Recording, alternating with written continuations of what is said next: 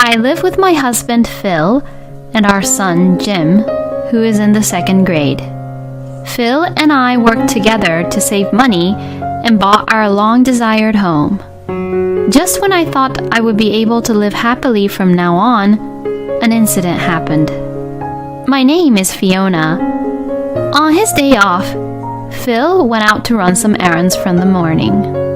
While that, Jim and I went out shopping and ate out at a restaurant together.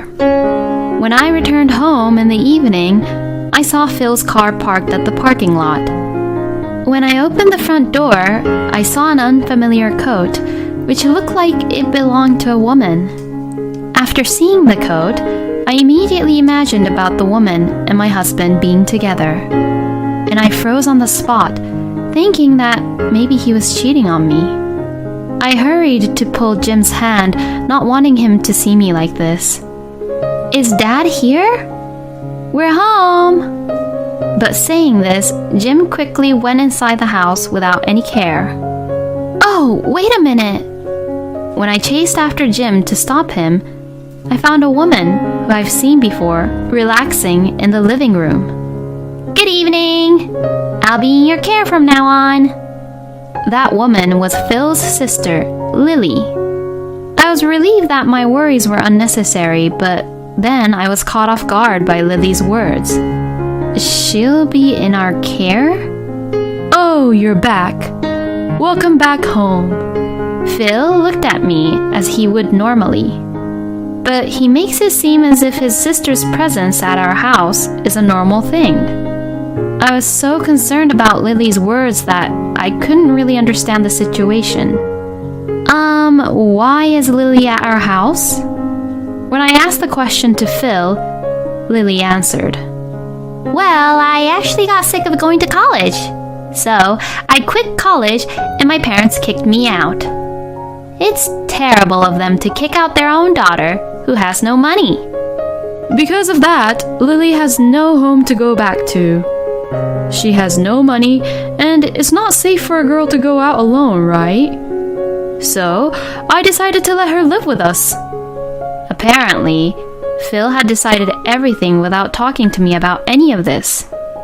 It seemed that in both Phil and Lily's minds, it had been decided that she would live with us in our house. But I didn't want my sister-in-law to live in the house we had just built, and we're still paying for the mortgage. I never said I was okay with that though, did I? Why didn't you even tell me? Then, Phil got grumpy, as if he thought I would willingly accept his idea on the spot. My sister is in trouble, and it's only normal to help your family. Lily is moving in with us. It's already decided, so if you don't like it, then get out. He speaks to me like this, as if this house belongs only to him. What are the priorities in Phil's mind when he has a family of his own? But if we argue over this, and I decide to actually leave, it'll be a disaster and a huge hassle. I'll have to go to Jim's elementary school to change our address again if we move out. Besides, I was worried that people around us would look at us weirdly if they knew Phil and I were separated. I wanted to argue back, but I suppressed my feelings. But I only allowed Lily to live with us on the condition that she would save money to move out. I've already got a part-time job, so I'll be gone in no time. I'll just be here for only 3 months, Lily says in a cheerful tone. I thought that 3 months is quite long, but decided to be patient and wait for 3 months. 3 months have passed since then. I was anxiously watching the calendar for now, but as usual, Lily is still sitting there as if it were her own house. She never showed any signs of leaving our home. She has been living with us without paying for her living expenses or for her food, so she must have saved up enough money to move out by now. I got tired of waiting, so I say this to Lily. It's already been 3 months, huh? You need to sign a contract for your new apartment as soon as possible. Hearing this, Lily looks away and says this. Oh, I'm not being paid enough because my salary for this part-time job is low. I don't think I can leave yet. I was running out of patience with Lily being at our house. When I come home tired from work, it's normal to find Lily just relaxing around in the living room. I serve her meals, but she doesn't even help with the housework and leaves the dishes out after she eats. She also leaves her clothes around, and she can't even throw the garbage in the trash. Even my son helps me around the house much more than she does. And on top of that, Lily doesn't show the least bit of gratitude, so I warned her in a strong tone. It doesn't cost you anything to live here, and you have enough money saved up to move out, don't you? I'm not your caretaker or your mother. You promised 3 months, so I need you to leave now. I told her in a strict way, and she burst into tears. I can't live on this kind of salary by myself. One more person won't make a difference, right? Don't try to kick me out. What she was saying was ridiculous. She was saying it as if I was the bad guy. Phil heard our conversation and came to the living room. When he saw Lily crying, he yelled at me. How dare you make her cry? If you can't take care of my sister, you get out of here. This is my house. You have no right to have an opinion. I had never thought that he would say such an outrageous thing and that he would put his sister before his own family. It's completely fine to care for your sister, but it is clearly going too far. I sighed when I heard Phil claiming that it was his house and Lily crying because she couldn't be independent. In order to shut them up both, I decided to tell them something. Phil, you've been saying that this is your house, but aren't you forgetting something? I sat them both down and showed them some documents. These are the contract documents for when we bought this house. Take a good look here. I am the owner of this house. I couldn't get a mortgage under your name. That's why I bought it, and the contract is under my name. In other words, the house is mine. Phil is currently working as a freelance, and his income is unstable, so he couldn't pass the home loan screening, which is why we couldn't sign the contract for the house under his name. On the other hand, I work in the government, and I was immediately approved at the home loan screening, so the house was purchased under my name. Huh? The contract isn't signed under my name? When building the house, Phil requested a lot of detailed changes for the house. But since he had done nothing about the contract process, he didn't even know whose name the contract was signed with. He assumed that it was in his name. This house is in my name, so if anyone should leave, it should be you. If you love your sister so much, why don't you and your sister, whom you love so much, live together happily? I ordered them to pack up their belongings immediately. You two need to calm down and reflect on what you two did this time. Don't come back to our house for a while until you reflect what you both did. With these words, I kicked them out of the house. Perhaps Phil was shocked to learn that the house was not his, and his shoulders slumped and quietly left the house. So I guess Lily is finally gone. She always had a messy room, so it was annoying me too. I'm sorry, I also kicked your father out too. I know you'd miss him. That's totally fine. I knew that you would one day. I'm glad that you and I can live in a big house together, Mom. Jim has always liked me and wasn't really close with my husband much. Still, I thought he would miss his own dad if he had to be separated from him. But Jim didn't really seem to think anything in particular about Phil being gone. I was relieved that Jim wasn't heartbroken because of this whole fiasco. On that day, we both had pizza for dinner, and for the first time in a long time, we had a pleasant meal together. Jim, who had been talking less since Lily arrived, talked a lot now, which made me very happy. After 2 weeks of living separately with them, Jim came running down the stairs looking panicked. "Oh, what's wrong, honey?" "My precious trading cards are missing.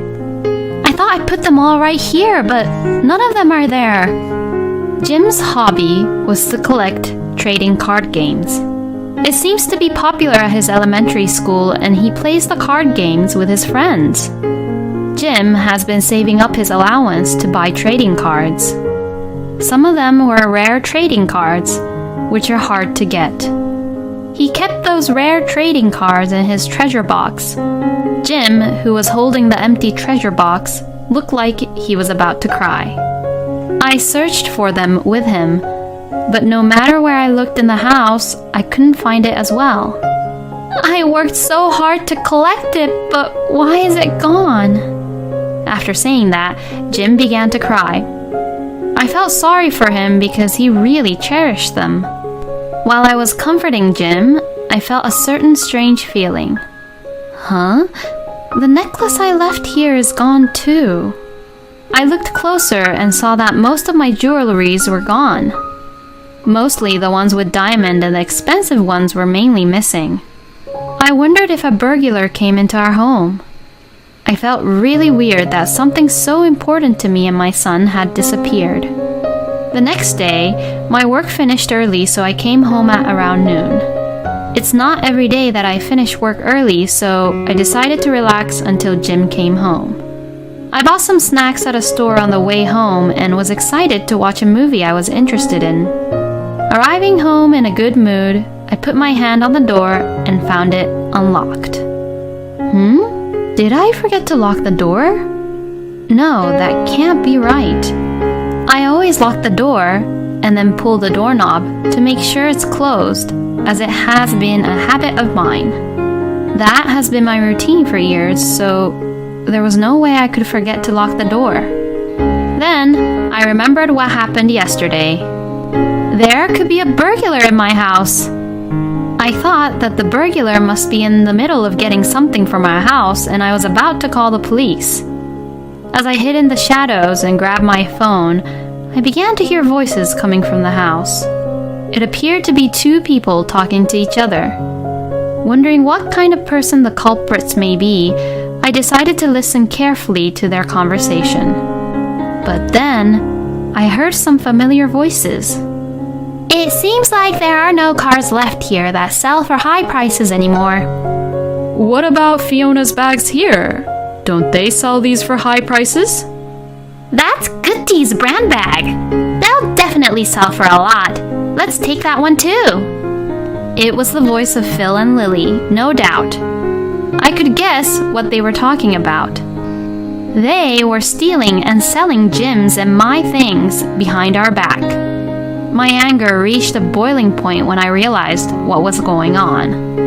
"What the hell are you guys doing?" As I entered the house yelling at them, I heard noises coming from the living room as they didn't expect me to be there. The two of them looked quite agitated and were rushing to get away. I stopped them with all my might, grabbed them by the chest, and questioned them. "What on earth were you two doing while I was gone?" Phil and Lily's faces were pale for being caught red-handed. Then, Phil began to frantically make excuses. "Well, I mean, you're not good at cleaning, right, Fiona? I was worried, so that's why I came to see if the house was messy or not. This is my house too, That's why I only came here to clean it." "Don't be silly. You've never ever cleaned before when you were living here, have you?" I already heard what you two were talking about, so there's no use in making excuses. "Lily, what's that bag in your hand?"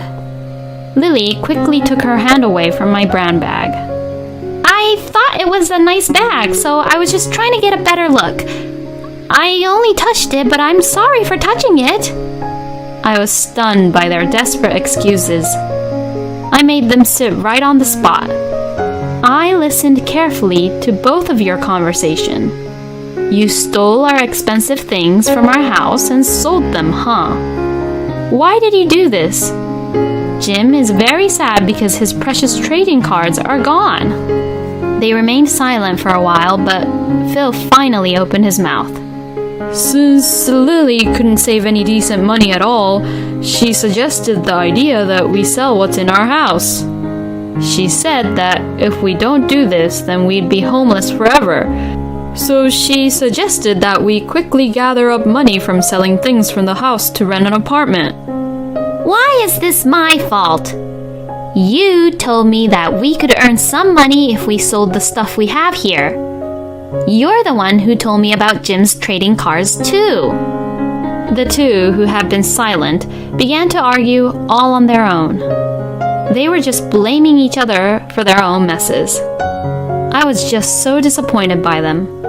You are both to blame. You're both stealing from someone's property, and that's a crime. I'm going to call the police right now.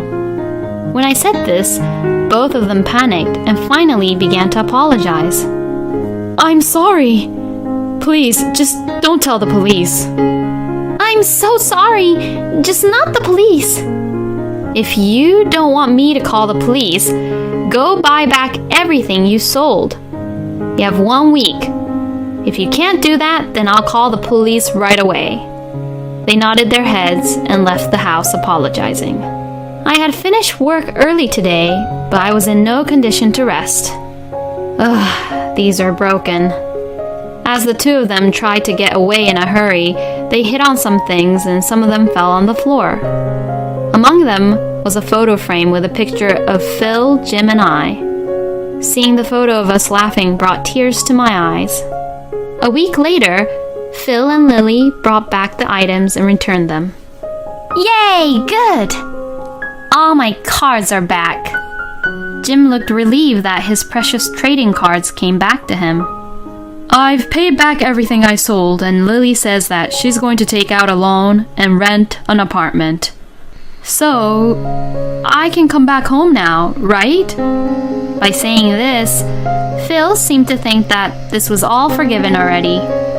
But when Jim heard this, he got angry and said this. Taking someone's property without their permission is what a thief would do. I'm so ashamed that you, my own dad, is a thief. I don't want a dad like that. Don't ever come back. Jim was really angry. It was normal for Jim to react this way because, to him, it was like as if he had been betrayed by his own father. I'm sorry, but I gave it all back, didn't I? I gave it back, so I'm not a thief. Shut up, thief! Get out of my mom and I's house. My son was against Phil returning back. You know, I talked it over with Jim. I'm sorry, but we can no longer live together like before. All you have to do is sign. Here. I showed Phil the divorce papers. What? You are divorcing me for a thing like this? It's all too sudden. I've already apologized. Isn't that too cruel? You're the one who's being cruel. This could be just a small thing for you, but for us, it's the worst thing ever. Didn't you ever think you'd lose trust from us? That's how shallow you've been acting. My husband was trying to stand his ground and resist desperately. There's no way I'm going to say yes, I understand easily like that. We are a family, and there's no way I could cut our ties off so easily like that. How can you say that after you were the one hurting our family? Fine, I understand. If you're not satisfied by this, then I'll call my parents and your parents to have a family meeting. When I picked up my phone and said that, Phil became silent. He didn't want his relatives to know what he had done. I knew that Phil, who had a huge pride, wouldn't like the family meeting at all. Fine. Saying that, he reluctantly signed the papers. And I've installed security cameras in the house, so if you ever wander around the house, I'll call the police right away, okay? And of course, I'll tell my parents and your parents about everything. Without any words to say back, Phil just nodded his head and said, "I understand. I won't go near this house anymore." Then he left with Lily. I was worried that Jim might be upset because of our divorce. He was still very young, so I frequently asked him if he was anxious about the change in environment. "I'm fine that Dad isn't here. He's a thief, and I didn't even know if he was working properly or not, and he never took care of me. With or without him, it wouldn't make any difference at all." My son seemed to be still holding grudges on the fact that his trading cards was stolen from Phil. My in-laws had offered a visitation for Phil to see his own son, but Jim was adamant about it. My in-laws didn't really understand why Jim hates Phil so much. "Even though they are divorced, he is still your father." "They're divorced, so don't make me call him as my dad. He's just a stranger to me now. I don't even want to see his face." Jim hated Phil so much that he would say things like this back to them. I told my in-laws that something had happened which I can't talk to you both about, so please don't try to investigate about it. My in-laws wondered about it, but they didn't mention anything beyond that. This is the way it is now, but Jim's mind may change in the future. As his only parent, I will watch over him closely. And as for our family finances, of course, our family income has decreased, but I don't feel much pain. I no longer have to do any house chores for Phil.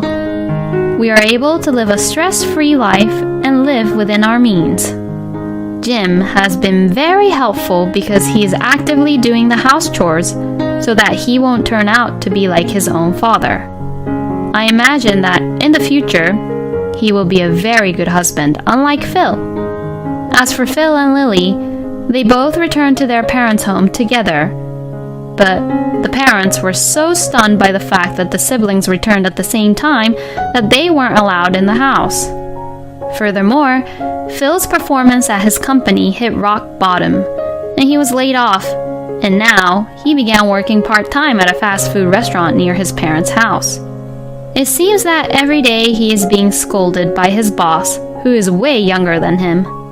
This is what Phil and Lily deserves. Phil and Lily are both at their wits' end and have moved into an old apartment where they live together now. As usual, Lily didn't get a regular job, and Phil is supporting her with his small income. I feel a little sorry for Phil now, but it is the result of what he had done. I don't care what happens to them anymore. So as long as they live in harmony, then it should be fine, I guess.